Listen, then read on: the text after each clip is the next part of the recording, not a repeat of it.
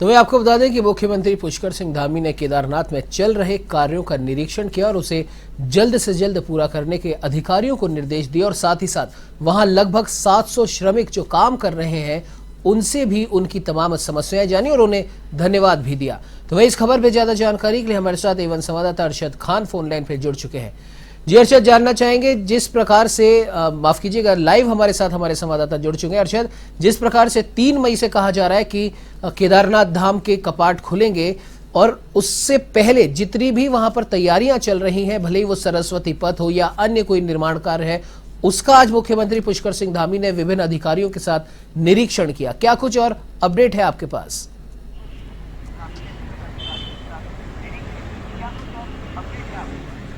बिल्कुल उमंग, देखिए सबसे पहले आपको बता दूं कि विश्व प्रसिद्ध ये यात्रा मानी जाती है और कहीं ना कहीं बड़े स्तर पर इस यात्रा को कराने के लिए तैयारियां करनी पड़ती हैं, युद्ध स्तर पर तैयारियां करनी पड़ती हैं। केदारनाथ धाम की यदि बात की जाए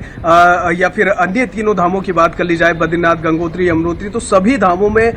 सैकड़ों की तादाद में, हजारों की तादाद में श्रद्धालु पहुंचते हैं और विदेशों तक से श्रद्धालु उत्तराखंड पहुंचते हैं इस यात्रा को करने के लिए। तो कहीं ना कहीं सरकारों की जिम्मेदारी बन जाती है कि इस यात्रा को जो है सुविधाजनक बनाया जाए, किसी भी प्रकार की परेशानियां जो है श्रद्धालुओं को ना हो, इसको लेकर के एक जायजा किया जाता है, एक युद्ध स्तर पर तैयारियां की जाती हैं। सरकारें जो है इस वक्त सतर्क नजर आती हैं। तो वही जो है इसी का जायजा लेने के लिए आज खुद प्रदेश के मुख्यमंत्री जो है केदारनाथ धाम के दौरे पर पहुंचे हैं। वहां पर जो निर्माण कार्य चल रहे हैं इनका दौरा करेंगे, निरीक्षण कर रहे हैं और वहां पर उचित दिशा निर्देश भी वहां पर प्रगतिमान जो निर्माणाधीन जो कार्य बचे हुए हैं उनको लेकर के दी जा रहे हैं। देखिए कहीं ना कहीं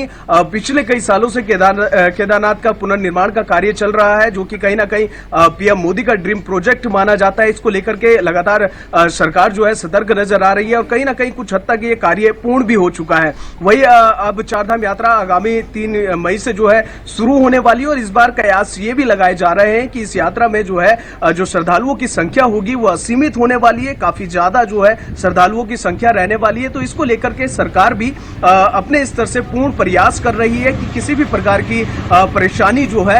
आने वाले श्रद्धालुओं को ना हो। देखिए मैं आपको बताना चाहूंगा, आज मुख्यमंत्री पुष्कर सिंह धामी का केदारनाथ धाम दौरा रहा है। तो यहां पर उन्होंने जो कार्य पूर्ण हो चुके हैं सबसे पहले उनका निरीक्षण किया है और जो कार्य निर्माणाधीन है उनको लेकर के उचित दिशा निर्देश दिए हैं और साथ ही जल्द से जल्द इन कार्यों को पूर्ण किए जाने की बात सीएम धामी ने कही है। आपको बताना चाहूंगा कि जो श्रमिक वहां पर कार्य कर रहे हैं उनसे भी मुलाकात कहीं ना कहीं मुख्यमंत्री धामी ने की है और कहीं ना कहीं धन्यवाद उनको ज्ञापित दिया है कि जिस प्रकार से आप काम कर रहे हैं इतनी विषम परिस्थितियों में, तो इसको लेकर के भी तमाम श्रमिकों का धन्यवाद उन्होंने ज्ञापित किया है। सीएम धामी ने चारधाम के जो मार्ग हैं उनके निरीक्षण और वहां पर व्यवस्थाओं का जायजा लेने की भी बात कही है कि जो श्रद्धालु बाहर से आने वाले हैं उनके ठहरने की व्यवस्था क्या होगी, पानी की व्यवस्था क्या होगी और कहीं ना कहीं बरसात यदि होती है तो रेन शेल्टर होम जो कि बनाए जा रहे हैं उनके निर्माण कार्यों में तेजी लाने की बात यहाँ पर सीएम धामी ने की है। उमंग जी बिल्कुल अरशद, और एक महत्वपूर्ण बात यहाँ पर ध्यान देने वाली ये भी है कि केदारनाथ धाम के कपाट खुलने के बाद प्रधानमंत्री नरेंद्र मोदी का भी दौरा पहले ही हफ्ते में वहाँ होने के कयास लगाए जा रहे हैं और साथ ही साथ एक और बात, कोरोना का चौथा जो वेरिएंट है उसकी भी आहट सुनाई दे रही है। तो इन दोनों को ही देखते हुए क्या कुछ तैयारियां प्रशासन की तरफ से है?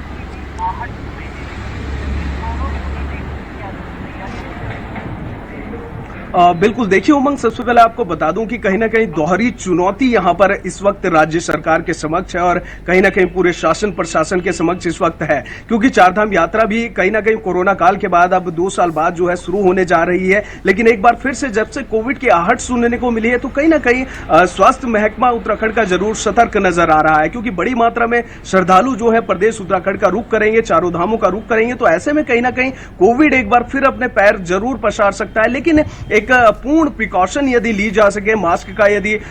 जो है पालन किया जाए और कहीं ना कहीं कोविड गाइडलाइंस का पूर्ण रूप से पालन किया जाए तो इसको रोका भी जा सकता है। और ऐसे ही कुछ व्यवस्थाएं जो है लगातार बैठकों के माध्यम से उचित दिशा निर्देश स्वास्थ्य विभाग जो है देने पर लगा है। राज्य सरकार भी लगातार कोविड की बातें कर रही है और कहीं ना कहीं आने वाले श्रद्धालुओं से भी अपील की जा रही है कि कोविड के मानकों का पूर्ण रूप से पालन किया जाएगा। इसी के बाद मैं आपको बता दूं कि सिर्फ स्वास्थ्य महकमा ही नहीं, राज्य सरकार ही नहीं, बल्कि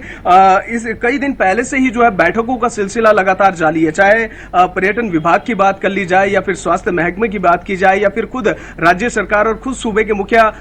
पुष्कर सिंह धामी की बात कर ली जाए, तो चार धाम को लेकर के वहां पर चल रही तैयारियों को लेकर के, वहां पर निर्माणाधीन कार्यों को लेकर के लगातार बैठकें चल रही है और किस प्रकार से पूर्ण जो है इस चार धाम यात्रा को कराना है, इसको लेकर के लगातार सरकार जद्दोजहद में लगी है। ये यात्रा इसलिए भी महत्वपूर्ण मानी जा रही है उमंग, क्योंकि जो नए मुखिया है, युवा मुख्यमंत्री माने जाते हैं, उनके कार्यकाल की ये पहली चार धाम यात्रा होने वाली है, तो वो कहीं ना कहीं जो है एक एफर्ट कर रहे हैं कि इस चार धाम यात्रा को ऐतिहासिक बनाया जाए। हालांकि ये यात्रा पहले से ही विश्व प्रसिद्ध है, पौराणिक कालों से चारों धामों की यात्रा होती हुई नजर आ रही है, लेकिन सरकार के सहयोग से इस यात्रा को और कैसे बेहतर बनाया जा सकता है, उसके लिए लगातार राज्य सरकार बेहतर प्रयास करने में जुटी है। निर्माणाधीन कार्यों की यदि बात की जाए तो सिर्फ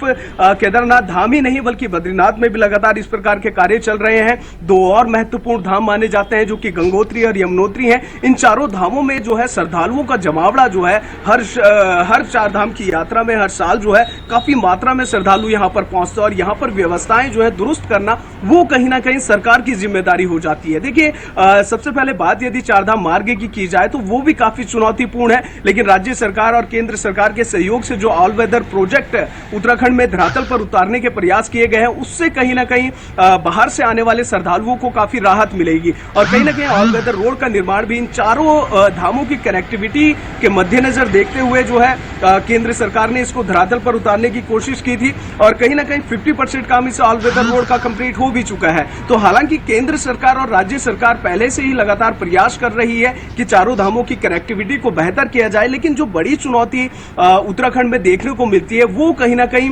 विपरीत परिस्थितियां और ये वेदर जो है, मौसम जो है वो काफी विपरीत उत्तराखंड में देखने को मिलता है और ऐसे में जो रास्ते हैं वो भी काफी चुनौतीपूर्ण है, पहाड़ी रास्ता है और ऐसे में कई बार हादसे भी हो जाते हैं। तो उन तमाम चीजों पर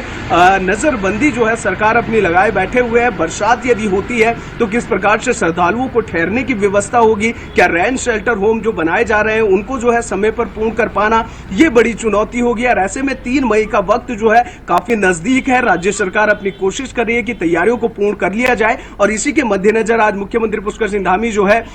केदारनाथ धाम पर तैयारियों का जायजा लेने पहुंचे हैं। हालांकि ये बात जरूर यहां से निश्चित होगी कि जब सूबे के मुखिया केदारनाथ धाम पहुंचे तो उन्हें जरूर